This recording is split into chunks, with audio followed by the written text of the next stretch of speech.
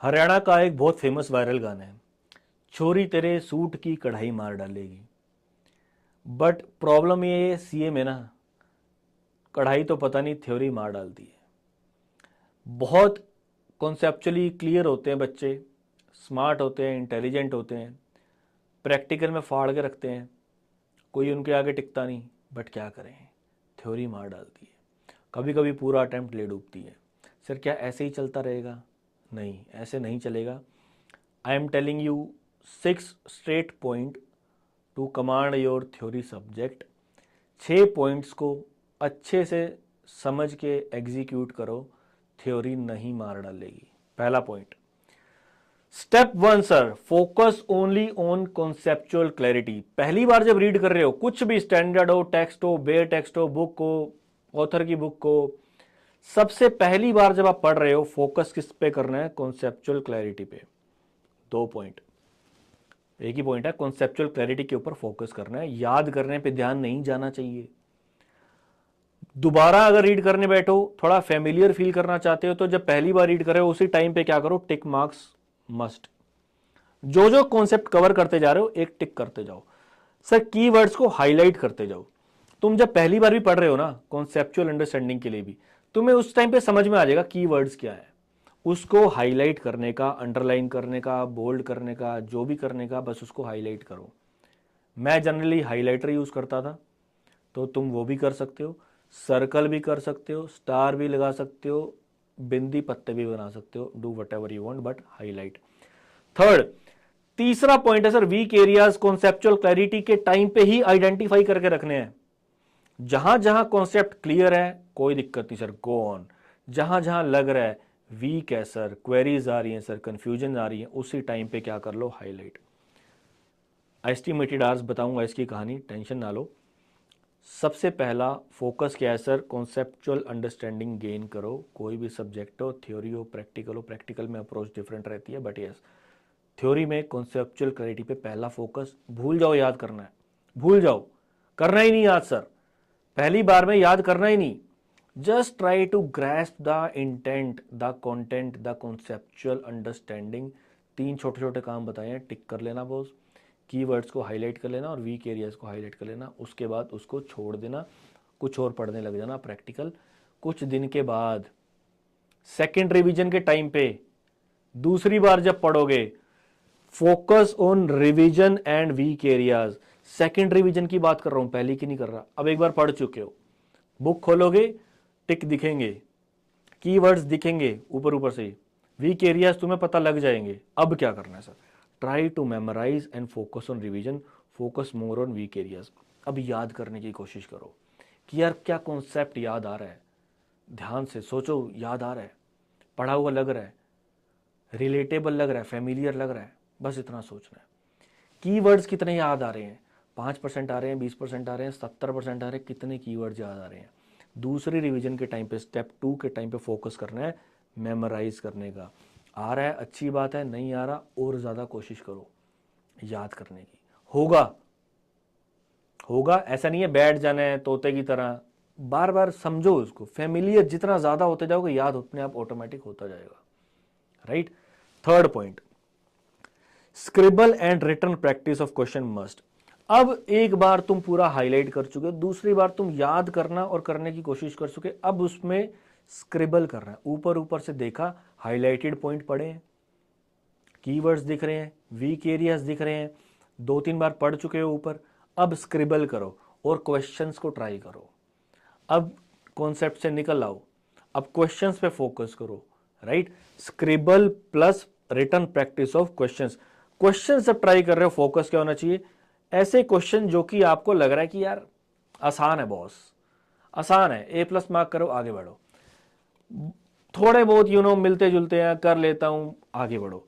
B category question, weak areas, जो questions आपसे try करते टाइम आपको पता ही नहीं लगा यार, क्वेश्चन समझ ही नहीं आया, उसको हाईलाइट करो, उसके ऊपर डेंजर बना दो। मैं तो ABC भी छोड़ो, तुम डेंजर बना दो उसके ऊपर, ऐसे भूत टाइप का कि भाई ये डेंजर है।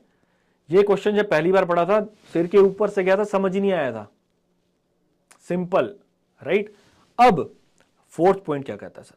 ब्रेक हर 45 से 60 मिनट के बाद ब्रेक लेना मस्ट है सर। एक चीज ध्यान रखनी है, स्क्रॉल मत करना ब्रेक में। इधर से तुमने सोशल मीडिया डाला, उधर से तुम्हारा कॉन्सेप्ट और मेमोरीज आउट। पहले बता रहा हूँ, यहाँ से सोशल मीडिया अंदर, वहाँ से कॉन्सेप्ट आउट। ये समझ लेना, ये भेजा है ना, इसकी एक जैसे होता है ना पेन ड्राइव की कुछ जीबी की मेमोरी होती है। मैं कोई योग गुरु नहीं हूँ भाई कि मैं तुम्हें बताऊँ कि यहाँ इतने मिलियन थॉट्स, इतने मिलियन आप याद नहीं यार। सिंपल है, इधर सोशल मीडिया इन, उधर कॉन्सेप्ट आउट। मत देखना, लिमिटेड मेमोरी रहेगी भाई। आज का अटेंशन स्पैन तुम्हारा वैसे ना है, मेमोरी वैसे लिमिटेड है। तुम इसमें इंस्टाग्राम भी घुसाओगे, फेसबुक भी डालोगे, कॉन्सेप्ट भी डालोगे, 10 सब्जेक्ट भी डालोगे, नहीं चलेगा। वेरी क्लियर, नहीं चलेगा। Don't scroll. फिफ्थ बड़ा इंटरेस्टिंग है, स्टार्ट बैकवर्ड्स और मिडल। जब आप पहली बार पढ़ने बैठते हो ना, आप ऊपर से स्टार्ट करते हो चैप्टर। सेकंड रिवीजन जब कर रहे हो ना, यहां पे स्टेप 2 पे, तो कभी भी स्टार्टिंग से मत करो, नीचे से करो। लास्ट कॉन्सेप्ट सबसे पहले पढ़ो। Generally it has been seen, human behaviour है, आप पहले पहले बड़े फ्रेश होते हो, पढ़ते हो, दिमाग लगता है, दिल लगता है, मूड अच्छा होता है। बीच तक आते आते वो नीचे जाता रहता है, लास्ट तक आते वो छूट जाता है। आपका फोकस, आपकी अटेंशन लास्ट तक आते आते रहती है 10%। इंस्टीट्यूट करता है लास्ट में से ही पिक, वो कहता है कि मैं लास्ट ही क्वेश्चन डालूंगा। तुम पहले 5 कॉन्सेप्ट करके जाते हो, आता लास्ट के 2 में से है, तो तुम्हारा वहाँ फिर रहता, फैल जाता है। तो बेटर है, पहली रिवीजन कॉन्सेप्चुअल अंडरस्टैंडिंग चाहिए थी, फ्लो में पढ़ा। अब दूसरी तुम ऑलरेडी पहली दूसरी कर चुके हो, अब नीचे से स्टार्ट करो, या फिफ्थ कॉन्सेप्ट से स्टार्ट करो, 10th से करो, मिडल से या बैकवर्ड से स्टार्ट करो, राइट। चलिए सर, उसके बाद be vocal, discussions with the groups and buddy. जितना वोकल हो सको, बहुत सारे बच्चे ऐसे हैं जो बोल बोल के पढ़ते हैं। वेरी वेरी गुड पॉइंट, अच्छी बात है, हाईली रिकमेंडेड, पढ़ो बोल बोल के। इससे भी अच्छा है अगर किसी if you have any buddy, if you have any close friend, close CA friend, उससे डिस्कस करो। It will give you more insights, सामने वाला बच्चा क्या सोच रहा है, उसके प्रॉब्लम्स भी you will be able to resolve, right. हो सकता है 4 डाउट आपके हैं, 2 उसके भी हों यार, उसी के डाउट्स में से क्वेश्चन आ जाए, राइट। तो this is 6 step method to score 70+ in theory. Yes it is possible. 6 points फिर से बता रहा हूं, पहली बार पढ़ रहे हो बॉस, फोकस रखना सिर्फ अंडरस्टैंडिंग पे, कुछ मत करना और याद करने की कोशिश भी ना करना। टिक करना, कीवर्ड्स को हाईलाइट करना, वीक एरियाज को हाईलाइट करना, आगे बढ़ जाना। दूसरा, रिवीजन पे मेमोराइज करने की कोशिश करना दूसरी बार जब पढ़ो। एंड सर अब वीक एरियाज पे यहाँ पे ज़्यादा फोकस होना चाहिए। तीसरा, स्क्रिबल प्लस रिटर्न प्रैक्टिस करनी है क्वेश्चंस की। सर इससे कम में नहीं चलेगी, 70+ चाहिए, ये आपको करना पड़ेगा। 40, 50, 60 मिनट के आसपास ब्रेक लेना, कभी पहले से स्टार्ट किया, कभी बैकवर्ड स्टार्ट किया, मिडल से स्टार्ट किया, बोल बोल के पढ़ो और अच्छी बात है, ग्रुप डिस्कशन करो और बढ़िया बात है। एंड सर टाइम बहुत इंपॉर्टेंट है। आइडियल बता रहा हूं आपको, एस्टिमेटेड आइडियल आवर्स कितने होने चाहिए। पहली बार अगर कोई सब्जेक्ट पढ़ रहे हो, मैं भाई यही फॉलो करता था। पहली बार अगर मैंने कोई चैप्टर करा, मुझे वो चैप्टर करने में एस्टिमेटेड अगर 6, ये एग्जाम्पल है,